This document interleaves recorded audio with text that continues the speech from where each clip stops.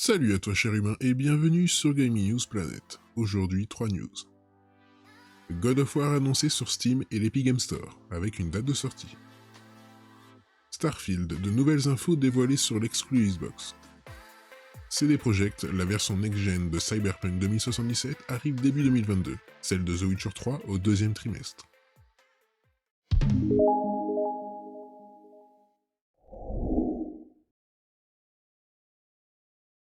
On se retrouve sur jeuxvideo.com. Après Death Stranding, Horizon Zero Dawn ou encore Uncharted prochainement, Sony annonce l'arrivée prochaine d'une autre de ses exclusivités et non des moindres. Affûtez vos lames, nous partons en Scandinavie. Sorti en 2018 sur PS4 et amélioré sur PS5 grâce à une petite mise à jour, God of War vient d'être annoncé sur PC par Sony. Vendu à plus de 19,5 millions d'exemplaires d'après les chiffres officiels, le titre débarquera sur Steam et l'Epic Game Store le 14 janvier prochain au prix de 50€. La version PC du titre profitera d'une résolution 4K native, d'une fréquence d'image débloquée et de nombreux paramètres graphiques, pour tirer encore plus d'un jeu déjà saisissant sur PS4.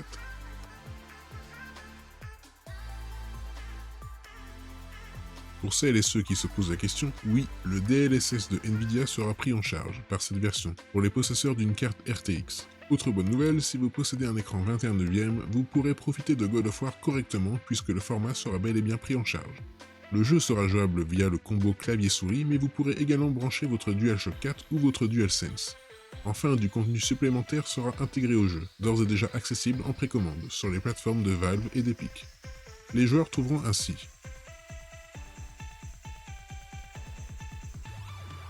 Rappelons que la suite, intitulée God of War Ragnarok, est attendue sur PS4 et PS5 en 2022. Le titre avait été repoussé afin de permettre à Christopher Judge, qui interprète Kratos, de récupérer de plusieurs opérations. Toujours sur jeuxvideo.com. Annoncé en 2018 par l'intermédiaire d'un très bref teaser, Starfield est revenu en force lors de l'E3, où nous avons découvert la première bande-annonce du jeu et sa date de sortie. Il a cependant fallu attendre un peu pour connaître le statut du jeu développé par Bethesda et donc par Microsoft. Lorsque Starfield a été annoncé, Bethesda était encore un éditeur-développeur agissant seul, qui s'occupait notamment d'Arkane Studios.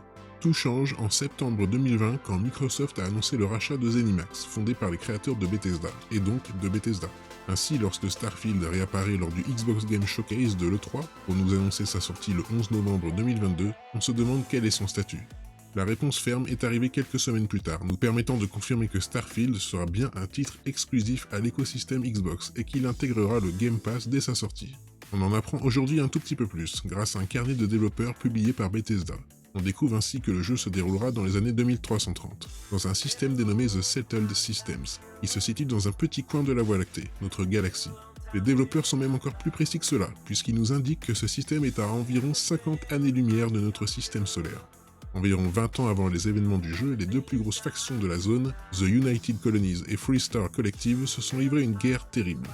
Artworks à l'appui, Emile Pagliarulo, directeur du design, nous explique que les deux groupes vivent désormais dans une paix précaire, mais que de nombreux endroits, habités par des mercenaires, des pirates, des groupes violents et des fanatiques religieux de la maison Valhom, restent particulièrement dangereux. L'organisation Constellation, dont fera partie l'avatar des joueurs, est de son côté chargée de percer les mystères du système. Qui sait, peut-être qu'au bout du chemin se cache une découverte qui changera le cours de l'histoire. Réponse dans un peu plus d'un an sur PC et Xbox Series.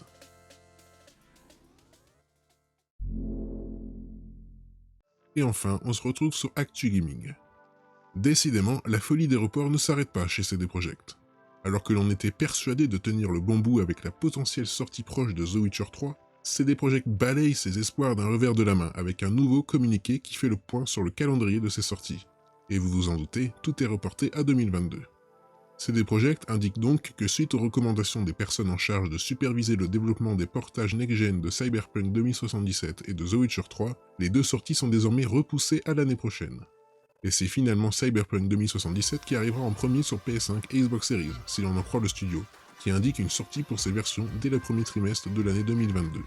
Les fans de Geralt devront donc attendre un peu plus longtemps, puisque les versions PS5 et Xbox Series de The Witcher 3 ne sortiront que dans le courant du deuxième trimestre 2022, sans plus de précision pour le moment.